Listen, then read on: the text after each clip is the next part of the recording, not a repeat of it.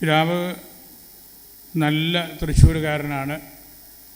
ഭാഷയും പെരുമാറ്റവും വാക്കുകളും ഇടപെടലുകളും എല്ലാം അങ്ങനെയാണ്. അത് തൃശ്ശൂരിൻ്റെ സാംസ്കാരിക പൈതൃകത്തോട് ബന്ധപ്പെട്ട് കിടക്കുന്ന കാര്യവും കൂടിയാണ്. ഞങ്ങളിവിടെ വാതൊരു സെമിനാരിയിൽ ഒന്നിച്ച് പഠിച്ചവരാണ്. ഞാനിപ്പോഴും ഓർക്കുന്നു, പഠിച്ചിരുന്ന കാലത്ത് ഇന്ത്യൻ ഫിലോസഫിക്ക് ഞങ്ങൾക്ക് 2 വലിയ പ്രൊഫസേഴ്സ് ഉണ്ടായിരുന്നു, മംഗലത്തച്ഛനും മാണിക്കത്തച്ഛനും.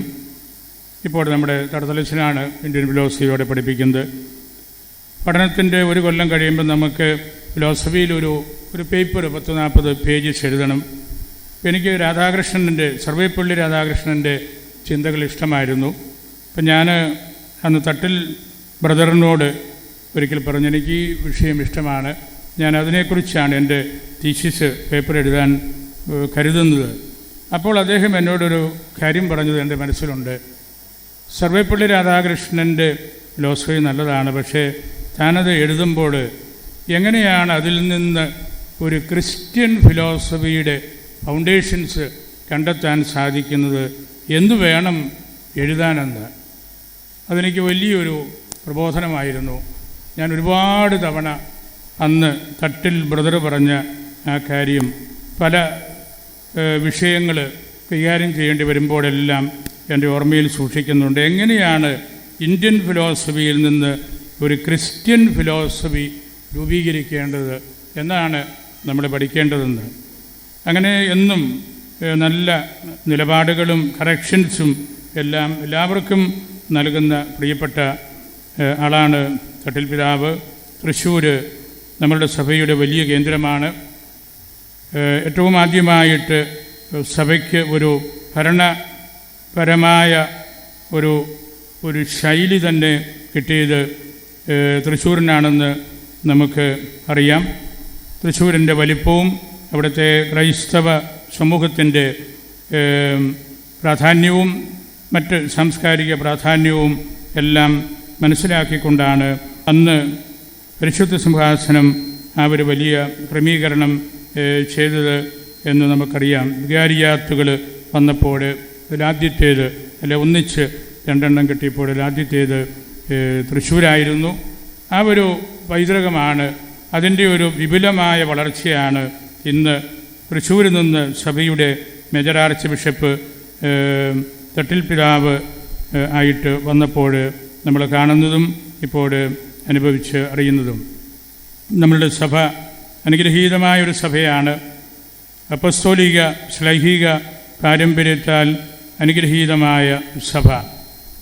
നമുക്ക് ആ പൈതൃകം കാത്ത് സൂക്ഷിച്ച് വളർത്തി എടുക്കുവാനുള്ള ഉത്തരവാദിത്വമാണ് എല്ലാവർക്കുമുള്ളത്. വലിയ പിതാവത് ഹോമിലിയിലും അക്കാര്യം സൂചിപ്പിക്കുകയുണ്ടായി. നമ്മളുടെ ഭാരതത്തിലെ നസ്രാണി സഭയുടെ ഏറ്റവും വലിയ പ്രത്യേകത, ഈ സഭയുടെ പൈതൃകം സംരക്ഷിക്കുന്ന അർക്കദിയാക്കോന്മാർ, ജാതിക്ക് കർത്തവ്യന്മാരായിട്ടുള്ളവർ, ആ കർത്തവ്യം നിറവേറ്റുന്ന പിതാക്കന്മാർ, അങ്ങനെ വലിയ പൈതൃകം യുണീക്കായ രീതിയിൽ വളർത്തിക്കൊണ്ടുവന്ന ഒരു സഭയാണ് ഭാരതത്തിലെ സുറിയാനി സഭ, നസ്രാണി സഭ. 16-ാം നൂറ്റാണ്ട് വരെ ഒന്നായിട്ട് നിന്നിരുന്ന ആ സഭ. അവിടെ അർക്കദിയാക്കോന്മാരുടെ, നമ്മുടെ കുറവലങ്ങാടാണല്ലോ അവരുടെ കേന്ദ്രവും ഖബറുകളും എല്ലാം. ആ ഒരു വലിയ പൈതൃകം സ്വദേശി മെത്രാന്മാരിൽ എത്തിക്കണം എന്നുള്ള ഒരു വലിയ പരിശ്രമമാണ് അന്നെല്ലാം ഉണ്ടായിരുന്നത്.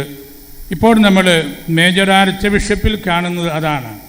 അർക്കദിയാക്കോന്മാർ ചെയ്തുകൊണ്ടിരുന്ന കർത്തവ്യവും സ്വദേശി മെത്രാൻ സഭയുടെ തലവനായിട്ട് വരുമ്പോൾ ഉണ്ടാകുന്ന വ്യത്യാസവും, ഇത് രണ്ടും നമ്മളുടെ റഫായേൽ പിതാവിൽ ഒന്നിച്ച് സമ്മേളിക്കുമ്പോൾ അത് വലിയ സാങ്ക്ടിറ്റിയുള്ള ഒരു പ്രസ്ഥാനമാണ്.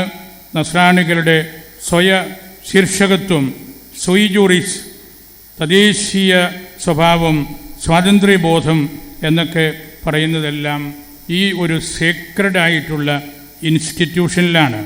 മേജർ ആർച്ച് ബിഷപ്പ് എന്ന് പറയുന്നത് ഒരു സേക്രഡായിട്ടുള്ള പദവിയാണ്, വലിയൊരു ഇൻസ്റ്റിറ്റ്യൂഷനാണ്.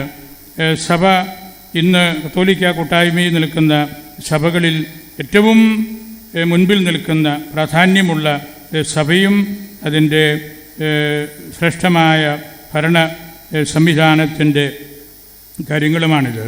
അതുകൊണ്ട് നമുക്ക് വലിയ ഉത്തരവാദിത്വമുണ്ട്. നമ്മളുടെ ഈ പൈതൃകം, ഈ അപ്പസ്തോലിക പൈതൃകം വളർത്തി വലുതാക്കാൻ ക്ലേശങ്ങളുണ്ട്, ബുദ്ധിമുട്ടുകളുണ്ട്. പിതാവ് തന്നെ അത് പറഞ്ഞു. ഇത് വളർത്തേണ്ടത് നമ്മൾ പരിശ്രമിച്ചിട്ടുള്ളതും ഈ സഭയുടെ ചരിത്രം പഠിച്ചുകൊണ്ടാണ്, ഹിസ്റ്റോറിക്കലായിട്ടാണ്, എക്യുമെനിക്കലായിട്ടാണ്. നമ്മൾ 16-ാം നൂറ്റാണ്ടിന് ശേഷം ഇന്ന് മുഖ്യമായിട്ടും 7 സഭാ സമൂഹങ്ങൾ ഈ പൈതൃകത്തോട് തന്നെ ബന്ധപ്പെട്ടിട്ടുണ്ട്. അതുകൊണ്ട് നമ്മൾ ഹിസ്റ്റോറിക്കലായിട്ടും എക്യുമെനിക്കലായിട്ടും സർവോപരി ലിറ്റർജിക്കലായിട്ടും കണ്ടെത്തേണ്ട ഒരു ഐഡൻറ്റിറ്റിയാണ് ഈ സഭയുടെ എക്ലീസിയോളജി എന്ന് പറയുന്നത്, സഭാ വിജ്ഞാനീയം. അപ്പം അതിന് നമുക്ക് കൂട്ടായ പരിശ്രമത്തിൻ്റെ, പഠനങ്ങളുടെ ആവശ്യമുണ്ട്. വളരെയേറെ നമുക്ക് മുൻപോട്ട് പോകാനായിട്ട് സാധിച്ചു. ആ മേഖലയിൽ നമുക്ക് സഭയ്ക്കും സുറിയാനി ഭാഷയ്ക്കും സംസ്കാരത്തിനും നേതൃത്വം കൊടുത്ത വലിയൊരു പ്രാദേശിക സഭയാണ് നമ്മുടേത്. പിതാവ് തന്നെ ഹോമിലിയിൽ അത് സൂചിപ്പിച്ചു. വളരെ വലിയ ഈടുറ്റ നേതാക്കന്മാർ നമ്മളുടെ സഭയിൽ നിന്ന് ഉണ്ടായിരുന്നു. അങ്ങനെ നമുക്ക് ഈ തരത്തിലെല്ലാം മുമ്പോട്ട് പോകുമ്പോഴാണ് ഇന്ത്യ മുഴുവൻ്റെയും കൊല്ലെ ഹെന്തോ, ഇന്ത്യ മുഴുവൻ്റെയും മെത്രാപ്പോലീത്ത ആയിരുന്നു നമ്മുടെ മെത്രാപ്പോലീത്ത. അന്ന് മറ്റ് രൂപതകളധികമില്ല, മറ്റ് പിതാക്കന്മാരുമില്ല. ഇന്ത്യ തന്നെ ഇന്നത്തെ ഇന്ത്യയേക്കാൾ വലിയ രാജ്യമാണ്. അൺഡിവൈഡഡ് ഇന്ത്യ, ലോകത്തിൻ്റെ വലിയൊരു പ്രദേശം മുഴുവനും വരുന്നതാണ്.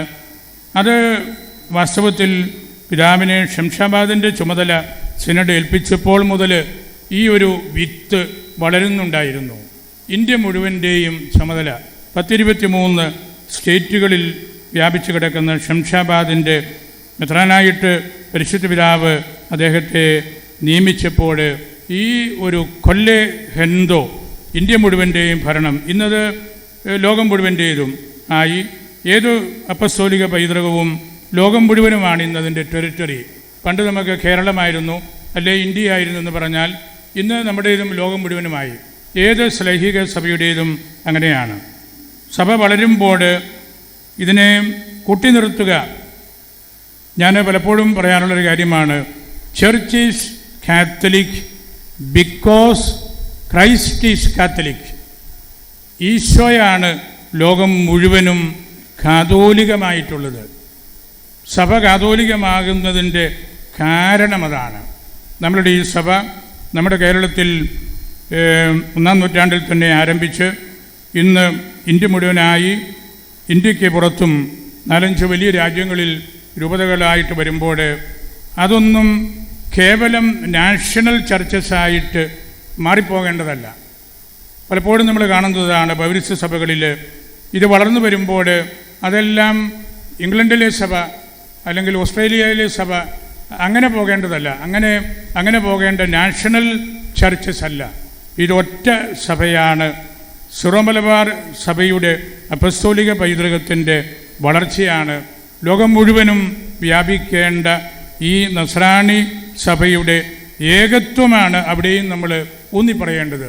ഇനിയും നമുക്ക് പല രാജ്യങ്ങളിലും ഈ സഭാ സംവിധാനങ്ങൾ, മെത്രാന്മാരുടെ സാന്നിധ്യമൊക്കെ വരുമ്പോഴും നമ്മൾ വിട്ടുകളയരുതാത്ത ഒരു കാര്യം അതാണ്.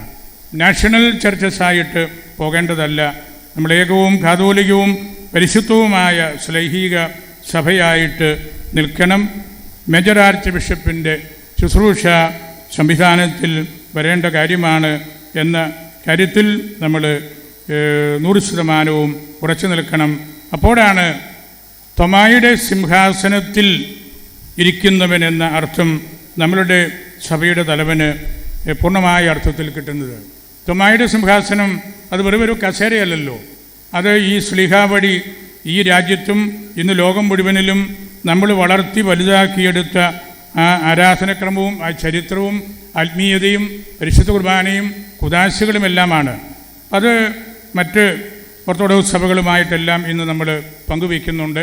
അതുകൊണ്ടാണ് ഞാൻ പറഞ്ഞത് എക്യുമെനിക്കലായിട്ട് ഹിസ്റ്റോറിക്കലായിട്ട് നമ്മൾ വളർത്തി വലുതാക്കി എടുത്ത് സ്ഥാപിക്കേണ്ട ഒരു വലിയ ഉത്തരവാദിത്വം കൂടിയാണ് കുർസിയാദ് മാർ തോമായുടെ സിംഹാസനം ഇരിപ്പിടം എന്ന് പറയുന്നത്.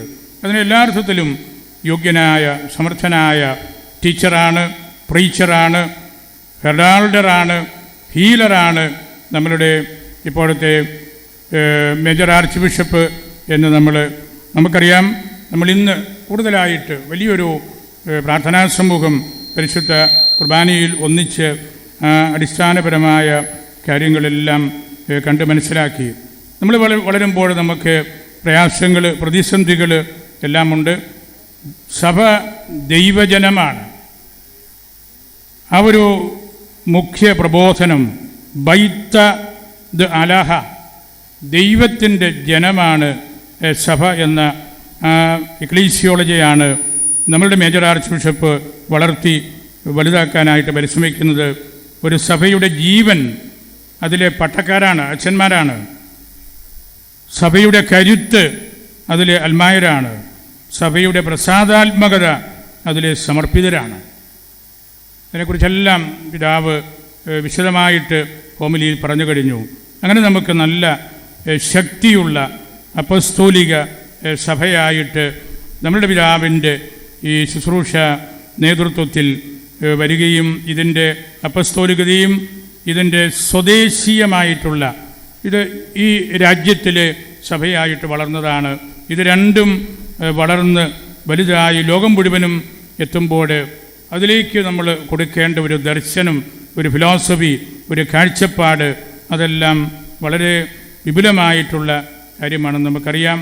നമുക്കെന്നും രാഷ്ട്രീയമായ കാര്യങ്ങൾ കൂടി ബന്ധപ്പെട്ടാണ് ഈ രാജ്യത്തിലെ സഭ വളർന്നു വന്നത്. മതത്തിൻ്റെ പേരിൽ രാഷ്ട്രീയ പാർട്ടികൾ ഉടലെടുക്കുന്നത് നല്ലതല്ല. അത് മതേതര ഭാരതത്തിനും ഒരിക്കലും ചേർന്നതല്ല. രാഷ്ട്രീയ പാർട്ടികൾ മതനിരപേക്ഷത പാലിക്കേണ്ടവരാണ്.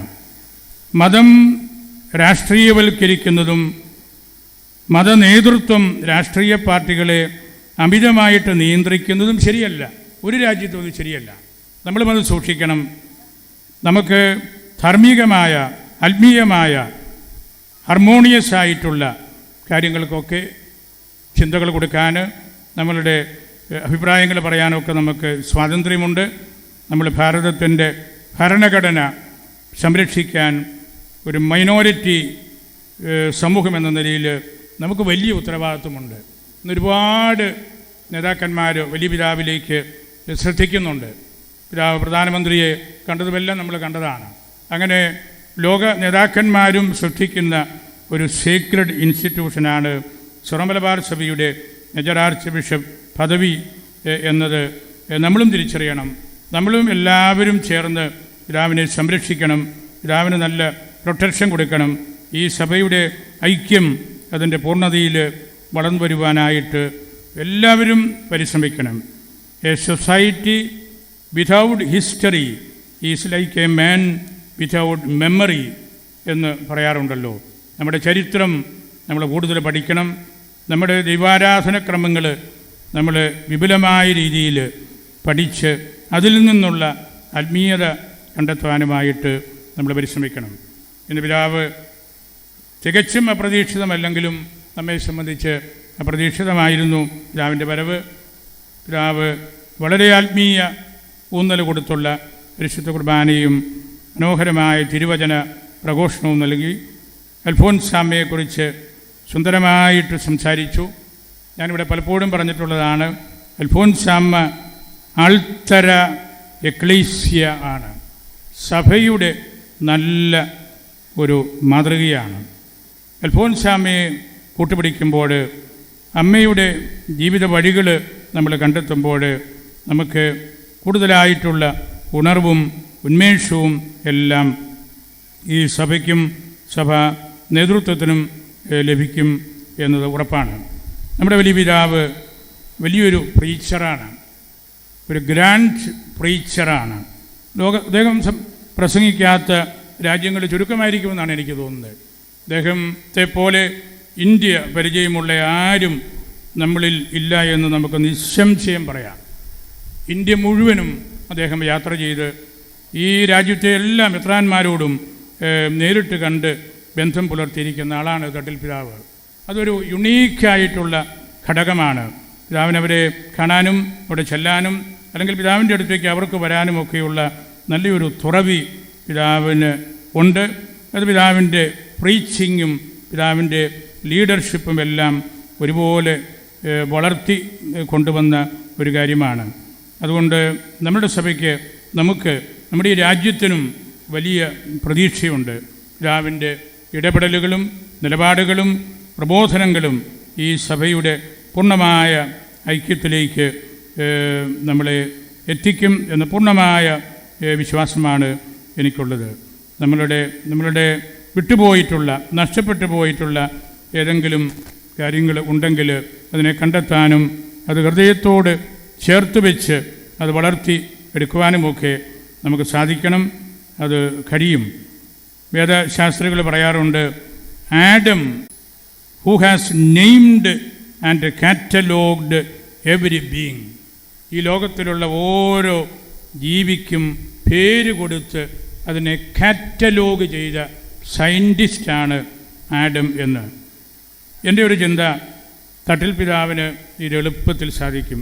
ഇത്രമാത്രം ഇന്ത്യ, മഹത്തായ ഈ രാജ്യം, ഈ രാജ്യത്തിനുള്ളിലെ നമ്മളുടെ സഭ, നമ്മുടെ ലത്തീൻ സഭ, മലങ്കര സഭ, കേരളത്തിലെ ഓർത്തഡോക്സ് യാക്കോബായ മാർത്തോമാ സഭകൾ, തൃശ്ശൂരുള്ള സൂറായി സഭ, ഇവരോടെല്ലാം വലിയ ആത്മബന്ധവും അടുപ്പവുമുള്ള നമ്മളുടെ മേജർ ആർച്ച് ബിഷപ്പിന് ഈ തിളക്കമുള്ള കലർപ്പില്ലാത്ത കണ്ണായിരിക്കും എന്നാണ് നമ്മുടെ ഉറച്ച വിശ്വാസം.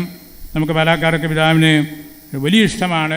പിതാവ് ഇവിടെ നമ്മുടെ ബൈബിൾ കൺവെൻഷനും നമ്മുടെ അച്ഛന്മാരെ ധ്യാനിപ്പിക്കാനും എറണാകുളമ്മമാരോട് പ്രസംഗിക്കാനും എല്ലാം അനേക തവണ വന്നിട്ടുള്ളതാണ്. ഞാൻ ദീർഘിപ്പിക്കുന്നില്ല.